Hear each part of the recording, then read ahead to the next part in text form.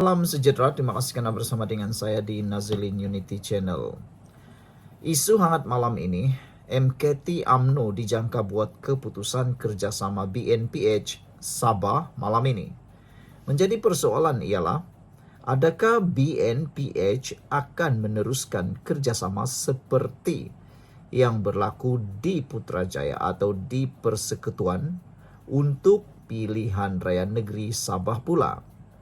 Kalau itu berlaku, apa agak-agaknya akan terjadi dalam sejarah politik di Sabah? Ramai yang kata Pakatan Harapan perlu bekerja sama dengan BN. Tapi ada juga yang mengatakan bahwa Pakatan Harapan dan BN tidak perlulah bekerja sama dengan BN. Ada yang mencuba meramalkan kalau Pakatan Harapan bekerja sama dengan BN di Sabah, ini akan menjejaskan undi Pakatan Harapan. Sebaliknya, begitu juga dengan Barisan Nasional. Sentimen parti menolak Parti Melaya sekarang dalam PRN Sabah sedang diapi-apikan. Sentimen menolak parti daripada Semenanjung Malaysia kini mula merebak.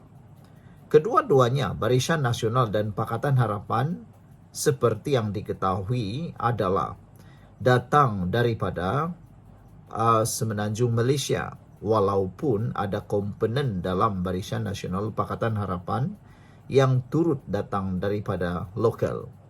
Tetapi berjayakah Barisan Nasional Pakatan Harapan ini bergabung?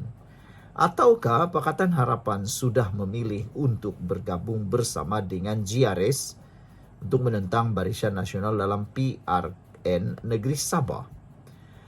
Hari ini, kerjasama antara UMNO dan Pakatan Harapan bagi menghadapi pilihan raya negeri PRN Sabah yang ke-17 akan datang dijangka akan dibincangkan dan dimuktamadkan dalam mesyuarat Majlis Kerja Tertinggi UMNO MKT UMNO malam ini.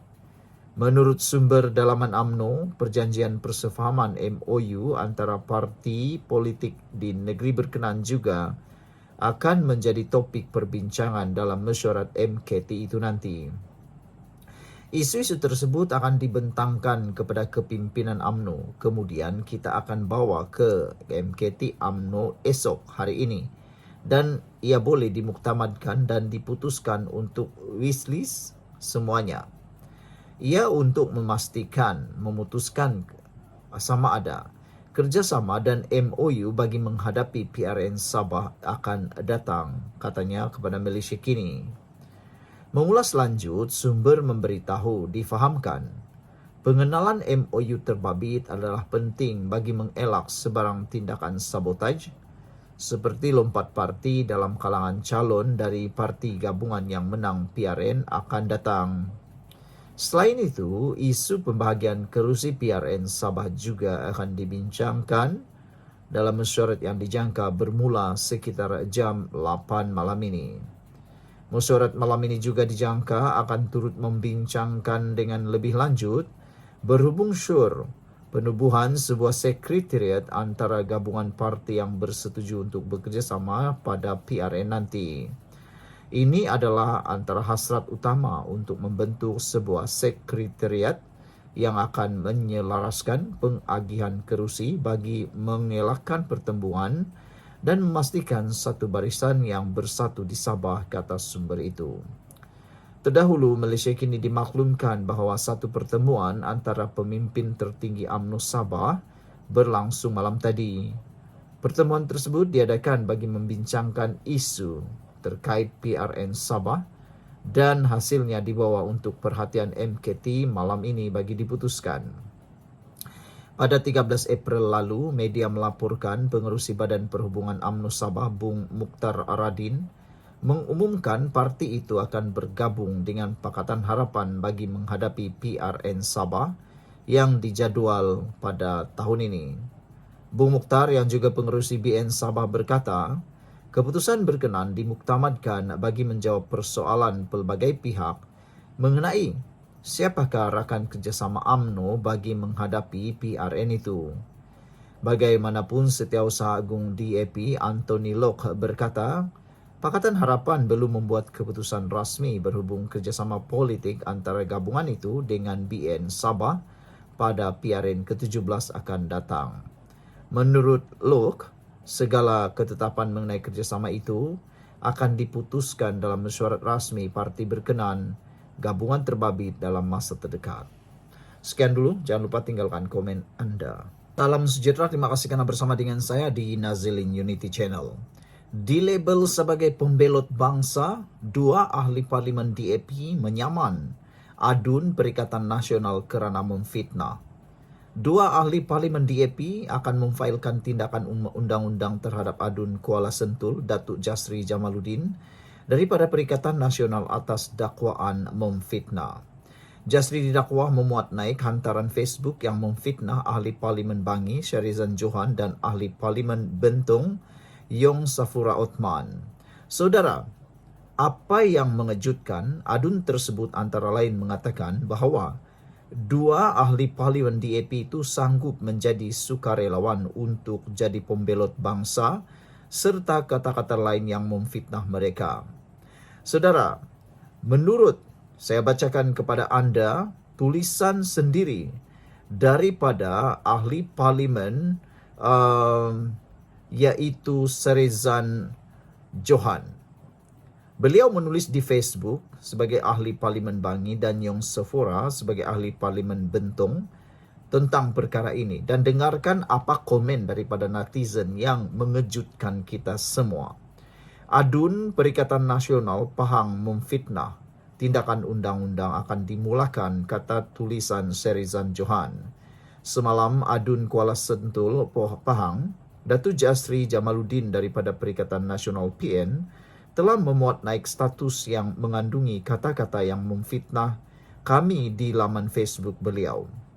Adun tersebut antara lain mengatakan bahawa kami sanggup menjadi sukarelawan untuk jadi pembelot bangsa, serta kata-kata lain yang memfitnah kami, kata Syarizan Johan.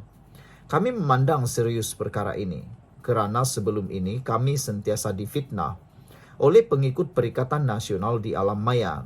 Kami tidak sangka perangai ini dicerminkan juga oleh pemimpin mereka seperti adun ini. Kami juga berasa amat kecewa kerana seorang wakil rakyat beragama Islam seperti adun Pahang ini sanggup memfitnah kami sejurus berakhirnya bulan Syawal, kata Syarizan Johan.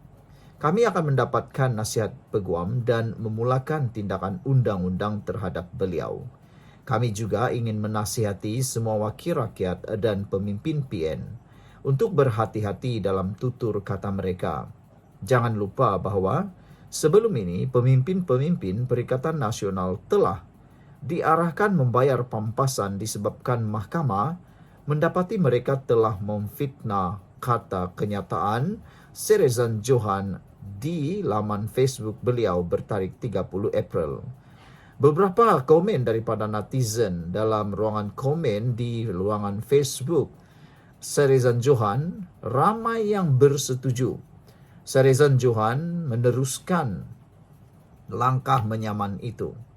Hampir 100% menyokong tindakan Saman. Kata mereka, Saman jangan jalan terus, jangan bagi muka kepada puak-puak yang suka memfitnah ini, kata mereka. Ada juga netizen, iaitu Musfik kata, mantap YB, dia minta maaf jangan terima Saman sampai dia hilang kerusi adun, kata beliau. Zaiful Zaman kata, Wan Abdul Aziz kata, dia orang ni memang lapar untuk disaman, harap dapat dipercepatkanlah sikit. Walau ndah gigil-gigil tangan nak jalankan derma jihad, kata Wan Abdul Aziz. Ada juga yang menyindir, mereka kata, tak apalah. Ahli-ahli parlimen, adun PAS dan juga pembangkang Perikatan Nasional Parti Bersatu dan macam-macam lagi. Yang pentingnya Perikatan Nasional, kata mereka, memang suka menderma melalui membayar saman fitnah. Jadi mereka menyokong. Ada juga yang menyatakan YB saman betul-betul, biar dia bawa bukti kat mahkamah sekarang musim kutip derma dari pejuang Islam. Kalau YB biarkan, makin mereka seronok fitnah. Sekarang tak dengar pemimpin PN atau PAS berani atas pentas ceramah nak fitnah DAP. Saman 1 juta biar depa berakal dan berotak sikit, kata Ajib Abdul. Ramai yang tidak setuju dengan 1 juta. Mereka kata jangan 1 juta, biar 10 juta, 100 juta. Supaya betul-betul menghentikan perbuatan tidak senonoh ini, kata mereka. Amir Ismail kata saman YB kasih ajar puak-puak Perikatan Nasional ini, kata beliau. Amirul kata kalau nak saman, saman terus, tak perlu settle luar, minta maaf. Bagi pengajaran sikit, kata beliau lagi. Saudara, Suhaimi Yusuf kata, ayu YB bagi surat saman, tiada maaf bagimu. Jangan buat silap, pastikan maaf jangan diterima, kata netizen. Saman terus, jangan terima maaf mereka, kata seorang lagi, yaitu Amir. Apabila pendapat anda? Perlukah Sarizan menerima permohonan maaf itu kalau tiba-tiba ahli parlimen yang didakwa memfitnah ini memohon maaf pula? Perlukah Sarizan menerimanya? Jabar Awang kata hentikan budaya fitnah dengan undang-undang. Harap jangan ditarik balik dana pilihan raya YB, kata Jabar Awang. Tok Nglu kata saman YB semoga menjadi pengajaran kepada pemfitnah. Tolong teruskan saman YB. Jangan berkemaafan supaya jadi pengajaran buat yang lain, kata Fauzan Muhammad. Pengajaran ini penting. Kata netizen, kalau hanya memohon maaf nanti dah terdesak nak menang, ulang lagi. Terdesak nak menang, ulang lagi, kata mereka.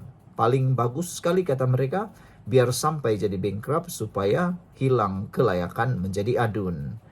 Harap YB saman kau-kau. Kalau kawan-kawan lain juga difitnah minta saman juga, kata Roslan Ali. Jangan terima permohonan maaf yang hanya berlakon saja, kata Roslan Ali.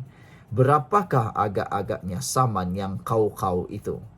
Mungkin anda boleh kongsikan ataupun anda boleh memberikan idea anda. Berapakah saman yang betul-betul kau-kau? Boleh memberikan pengajaran kepada mereka. Nanti jangan terima permohonan maaf pula, kata Wan Bandi. Penat yang di bawah ni menangkis tomahan, yang di atas bermaaf-maafan, kata seorang lagi. Saman sampai bankrupt. Jangan tarik saman kalau dia minta maaf, kata Saif Aryan. Saman YB, kita ikut saluran perundangan. Mereka inilah sebenarnya yang perlu diajar, kata Ryan Harit. Jangan bagi muka, teruskan YB, kata Rifke. Zain Abdullah kata jangan jadi terlampau baik macam PM kita. Kalau saman sampai habis, katanya. Mudah dipermudahkan, kata seorang lagi netizen. Bagus, teruskan, kata Rushid. Biarlah mereka ni sama macam walaun-walaun juga. Bila tiada isu rakyat yang nak dibangkitkan, fitnahlah jawapannya, kata beliau. Saman terus, kata seorang lagi. Adun penggal pertama ini menerima pendidikan tingginya di UK dan pernah bekerja dalam pengurusan syarikat multinasional, kata Muhammad Hafiz. Daripada menggunakan pendidikan dan pengalamannya untuk memperjuangkan perpaduan yang membawa kebaikan kepada semua rakyat tanpa mengira kaum dan agama, adalah malangnya bahawa ahli politik yang berpendidikan menggunakan perkara yang tidak sepatutnya, kata beliau. Benang emas kata, saman jangan tak saman. YB jangan bagi muka puak yang suka fitnah orang ini, kata beliau lagi. Ada lagi yang kata, biarlah jalan terus YB, jangan terima maaf biar dia jadi pengajaran pada yang lain. Mereka tak serik-serik memfitnah kerana ada perkara yang mungkin meyakinkan mereka, kata seorang lagi. Ada Azhar kata, cuba tanya adun itu, apa maknanya pembelot? Rujuk Kamus Dewan jika tak pasti atau memang adun ini tak lulus SPM, kata beliau.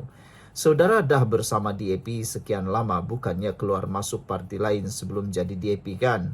Dan saudara jadi ahli parti yang sah di sisi undang-undang sebuah negara demokrasi. Jadi di mana logiknya tuduhan pembelot bangsa dan tanah air? Lainlah kalau tuan jadi ahli parti PN dah jadi gunting dalam lipatan dan merusakkan PN dari dalam seperti yang dilakukan Dr. Akmal, kata beliau. Sekian dulu untuk kali ini. Jangan lupa tinggalkan komen anda.